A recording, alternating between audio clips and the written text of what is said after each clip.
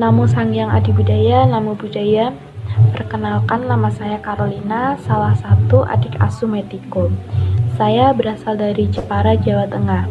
Saat ini saya bersekolah di SMA Negeri 1 Donorejo, kelas 11 jurusan IPA.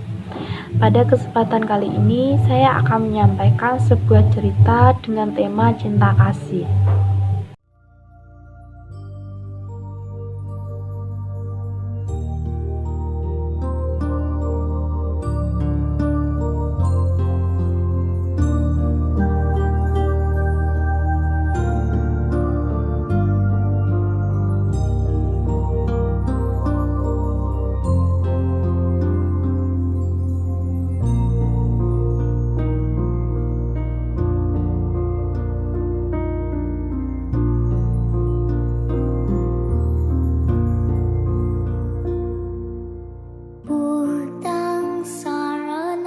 Kesempatan kali ini saya akan menyampaikan sebuah cerita dengan tema cinta kasih.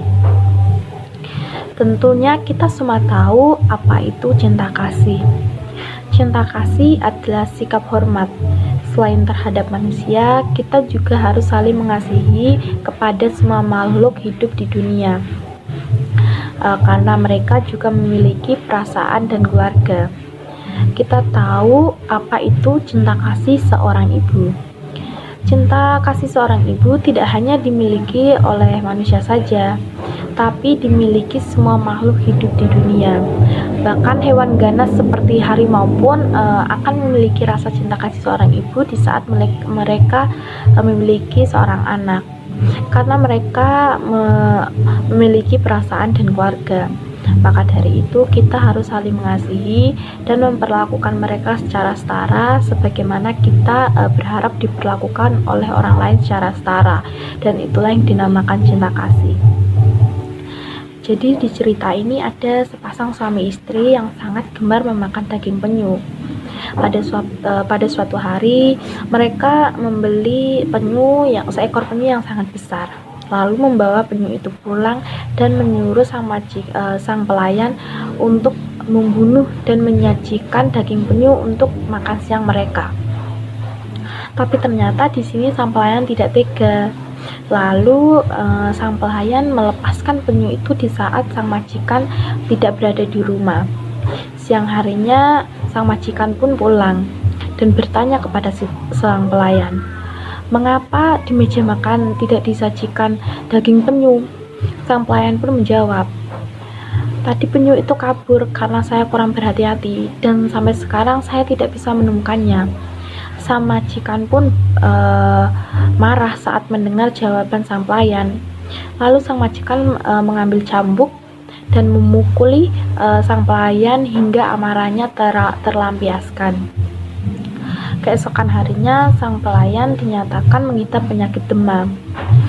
Sang majikan pun menyuruh beberapa orang untuk membawa sang pelayan ke pavilion dan membiarkan sang pelayan itu meninggal di sana.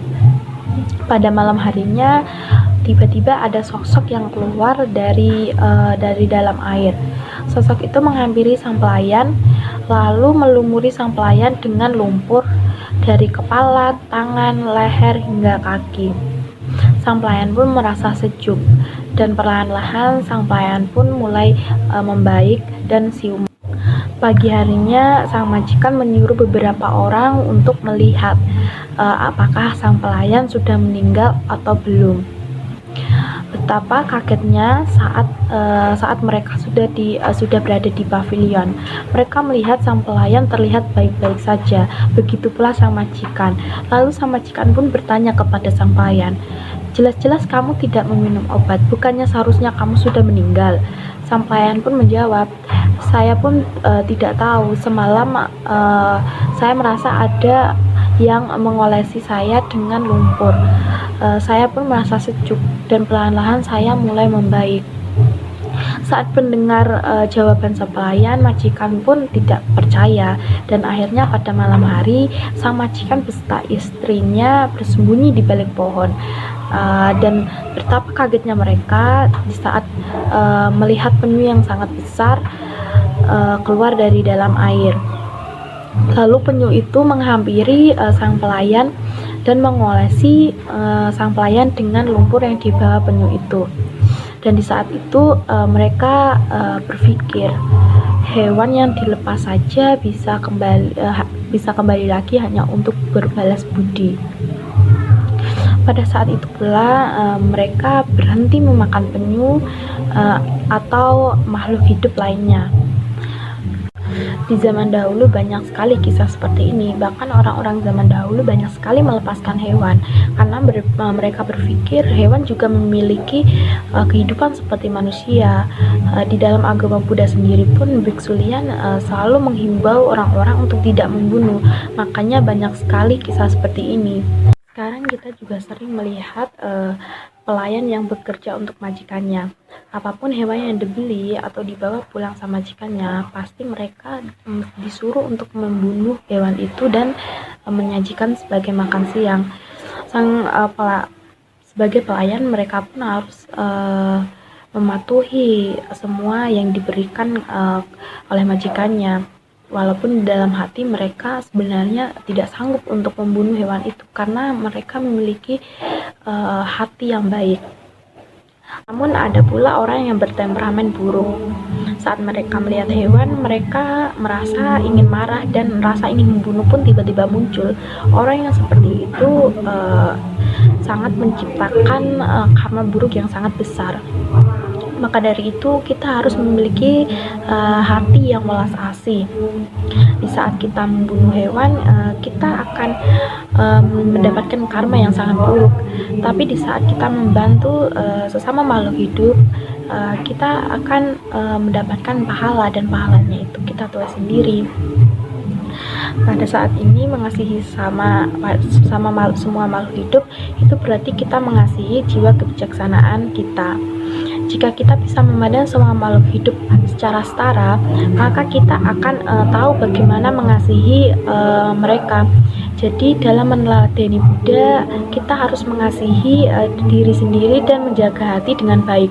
Dengan begitu kita akan bisa menghormati semua makhluk hidup di dunia ini. Di dalam cerita ini banyak sekali yang dapat kita pelajari. Salah satunya kita mengerti bagaimana cara menghargai makhluk hidup, memperlakukan mereka secara setara. Maka dari itu saya berharap cerita ini dapat bermanfaat bagi orang yang melihatnya. Sekian dari saya. Namo saya Ngadi Budaya, Namo Buddhaya. Hai teman-teman, perkenalkan nama saya Jolin. Terimalah salam Buddhis dari saya. Namo saya Ngadi Budaya, Namo Buddhaya. Tetap dukung channelnya YouTube Kakak Asumetiko dengan cara like, komen, share, dan subscribe. Oh ya, jangan lupa tekan tombol loncengnya agar tidak ketinggalan seputar Kakak Asumetiko. Dadah, Namo Buddhaya.